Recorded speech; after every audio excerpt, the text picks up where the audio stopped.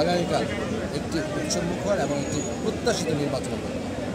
স্যারের দিক নির্দেশনা অক্ষরে অক্ষরে পালন করলে স্যারের যে স্বপ্ন সেটি কিন্তু একবারে 100% বাস্তবায়ন হবে বলে বিশ্বাস করি।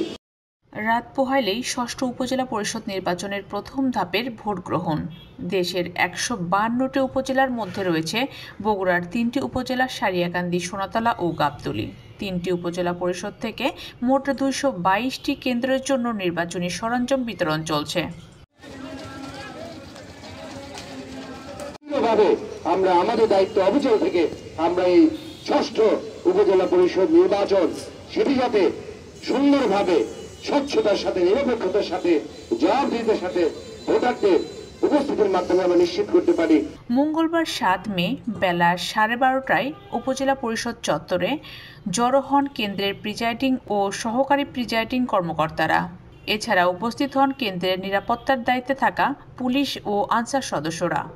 এরপর সংশ্লিষ্ট বুথ থেকে একে একে কেন্দ্রের জন্য নির্ধারিত ব্যালট বাক্স, অমোচনীয় কালি, স্ট্যাম্প প্যাড সহ অন্যান্য নির্বাচনী সামগ্রী বিতরণ করেন সহকারী রিটার্নিং কর্মকর্তারা।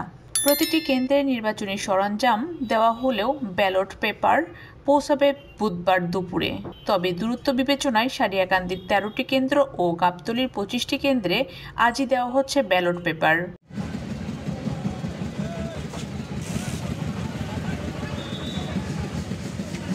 222টি কেন্দ্রের প্রত্যেকটিকে অতি গুরুত্বপূর্ণ হিসেবে চিহ্নিত করা হয়েছে। প্রতিটি কেন্দ্রে 5 জন করে পুলিশ সদস্য সহ 20 থেকে 25 জন আইন শৃঙ্খলা বাহিনীর সদস্য মোতায়েন থাকছে। পুলিশ ও ডিবির মোবাইল টিম, র্যাব ও চরাঞ্চলে 1 প্লাটুন বিজিবি মোতায়েন থাকবে। পাশাপাশি 3 উপজেলায় পুলিশের 34টি মোবাইল টিম দায়িত্ব পালন করবে। এছাড়াও নির্বাহী ও জুডিশিয়াল ম্যাজিস্ট্রেটদের নেতৃত্বে মনিটরিং টিম মাঠে থাকবে। নির্বাচন নিয়ে সরঞ্জাম বিতরণের আগে আইন শৃঙ্খলা রক্ষা বাহিনীর সদস্যদের নিয়ে নির্বাচনী ব্রিফ করেন পুলিশের ঊর্ধ্বতন কর্মকর্তারা। আমরা মূলত নির্বাচনকে 3টি ভাগে ভাগ করেছি। একটি হচ্ছে নির্বাচন পূর্ববর্তী, একটি হচ্ছে নির্বাচন চলাকালীন সময় এবং আরেকটি হচ্ছে নির্বাচন। সেই লক্ষ্যে আমাদের বিভিন্ন ধরনের নিরাপত্তা পরিকল্পনা নেওয়া হয়েছে।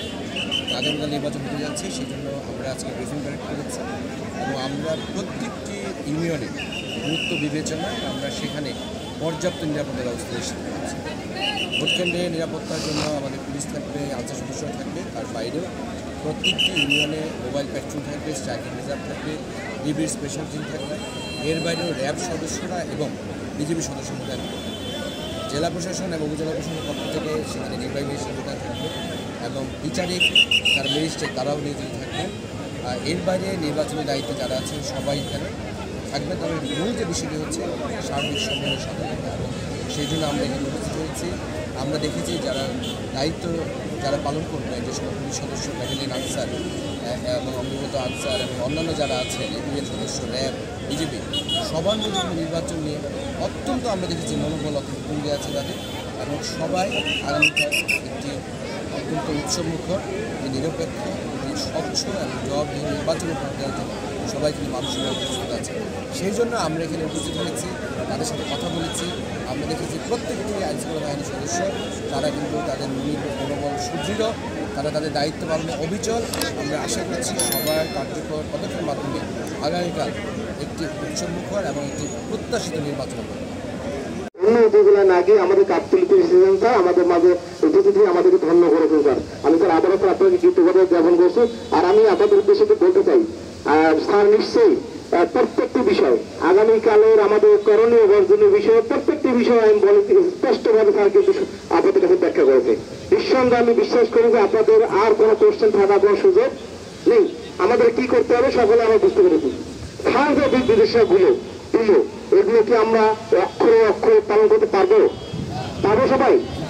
স্যারের দিক নির্দেশনা অক্ষরে অক্ষরে পালন করলে স্যারের যে স্বপ্ন, স্যারের যে চিন্তা ভাবনা, স্যারের যে গাবতলীবাসীকে সুন্দর করে ইলেকশনের উপরে দিতে, সেটি কিন্তু একবারে 100% বাস্তবায়ন হবে বলে বিশ্বাস করি।